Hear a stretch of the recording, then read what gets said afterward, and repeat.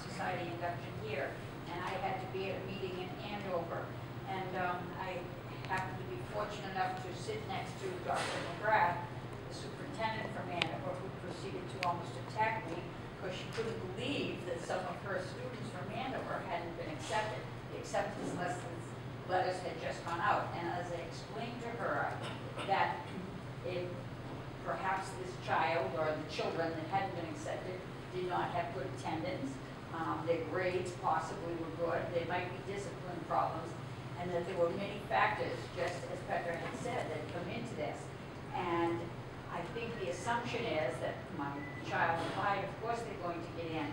And I think that the guidance department over the many, many years, we've certainly made some mistakes, but for the most part, to address your issue, if we took every problem child who has an attendance problem and said, oh, let's give them a break, we wouldn't have the numbers and the success we now do. And I think the average of using all of the things, and I actually called the superintendent the next day to see if he could address this with Dr. McGrath so she would understand even better. And I defended the school versus defending the students from Andover who didn't get accepted.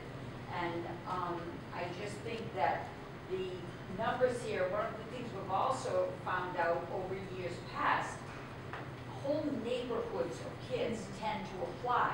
So if they're buddies who they've been with since second grade, if they've had a good experience here, the siblings, then the rest of the families apply. And we might have whole neighborhoods where nobody comes because we haven't infiltrated that. And that, I think, is reflected in particular schools having more applications than others because they want to come here. I think everybody that applies feels that way.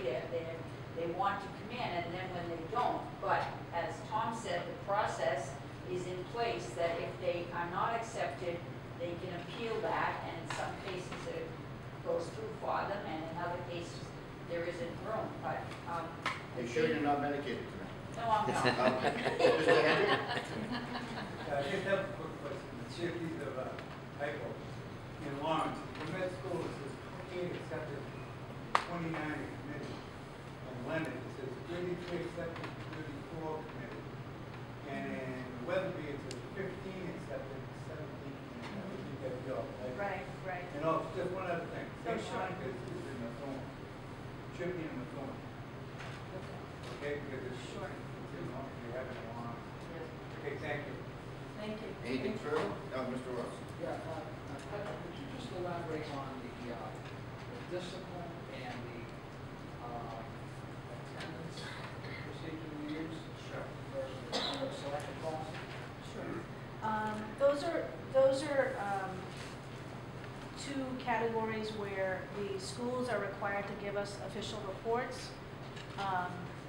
They can also confirm if they want to write in on the application, but at this point, you know, we're feeling that it's very important that we have, in addition to the write-in by the counselor, who usually completes the application, we found that it's important for us to have those official reports.